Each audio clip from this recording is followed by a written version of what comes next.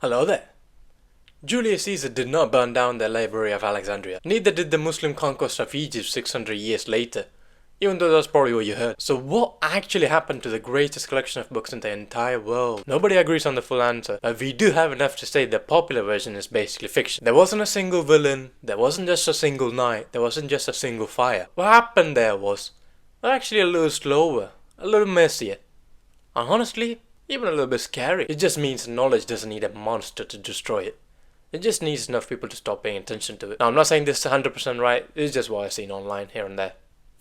I'll tell you what it is. Okay, what the library actually was. Okay, before we get to the destruction, we need to get this part right. The first setup part. Because in most retelling stories, this part gets flattened quite a lot. The Library of Alexandria wasn't just a building you can just burn down in one evening. It was founded in the early 300s BCE under Ptolemy I, and it was by one of the Alexander the Great general who took over Egypt after he died. Now his goal was certainly ambitious. Collect every single book and keep it in one city. Now these guys, the librarians didn't wait for anyone, right? They searched every dock, every boat, everyone who came to the city. And they searched for books, scrolls, anything. And they took them in, they made copies of it. Sometimes they gave the copies back to the people and kept the original. Library also functioned as a research institution, right?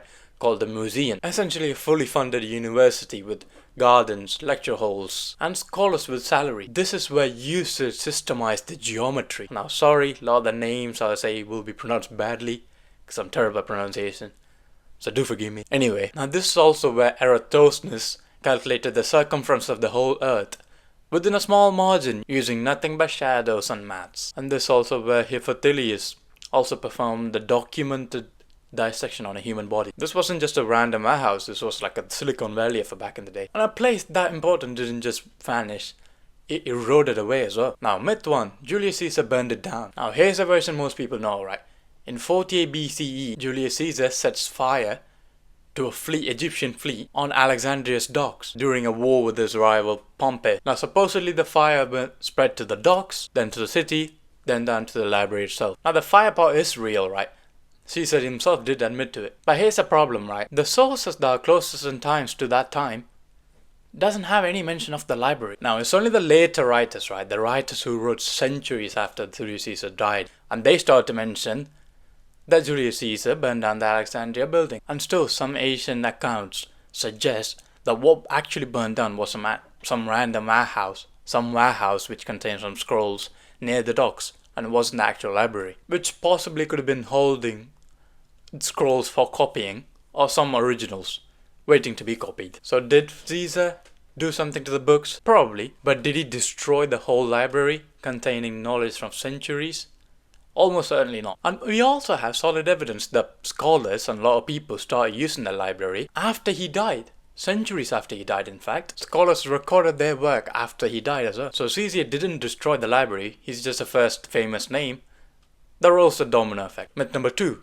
The Muslim conquest destroyed the library. Now this one gets repeated constantly, right? So let's do this straight. The story that when Arab forces captures the Alexandria forces, now the general Mir ibn asked Captain Omar what to do with them. And Captain Omar replied that if they agree with the Quran, then they are necessary. And if they don't agree with the Quran, then they are dangerous. So burn them all. 6 months of non-stop fire burning away the library. That's how the story goes. Now this account appears almost 500-600 years after the event by a Christian named Bishop Bar Hilbre. And a lot of historians treat it with heavy skepticism, right? Because there wasn't any mentions of the library burning down by Muslim conquest. Hundreds of years, 50 years, centuries after it. But a man after 500-600 years started talking about it. So he got criticized. And this detail is also what kills the story, right? But by the time when the Muslims came to conquer, there wasn't any library to conquer. Most of us eroded away. Most of us was already gone in an organized institutional sense. There wasn't like a functioning library to burn down. Now this myth persisted for a long time, right? Because it wasn't care for the actual library itself, but for political reason. Europeans tried to use it as an anti-Islam propaganda. It's a tidy story though that makes a lot of people hate the Muslims, and most serious historians deny it outright. So this is where it gets strange. If Caesar didn't do it, and if the Arabs didn't do it, where'd it go? By the time the Arabs got there, the library is probably already gone for 200 years. Then where did it go? Section 4. The real culprit. Slow death, not sudden murder. Here's a way to think about it, right? A scroll isn't like a stone monument. It isn't gonna last forever. It's like a phone contact, right? You have to keep up it again and again and again. And when people let go of it and it's not updated, it's gonna decay. The library didn't need an enemy. It just needed people to not hit the save button. First, the funding died, right?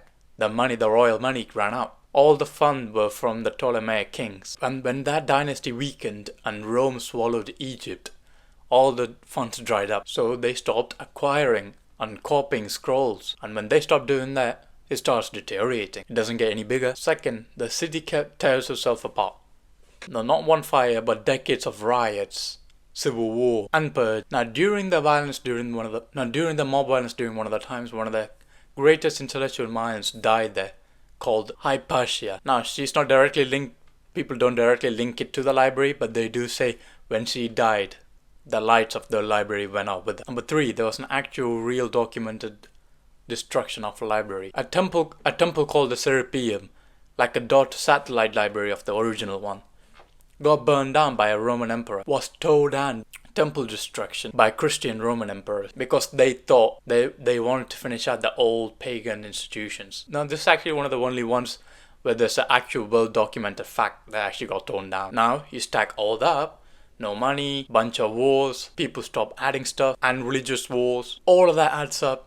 And you see why the library was torn down. Now it was a tragedy though, because a lot of traditions, knowledge, so many things have been forgotten or lost because of people not upkeeping them and letting go of knowledge. It is what it is. You have to move on. So next time when someone mentions the library, you know the reason. That's everything for today. Let me know what you think about it in the comments. Let me know what I can improve. Subscribe! I'll see you on the next one.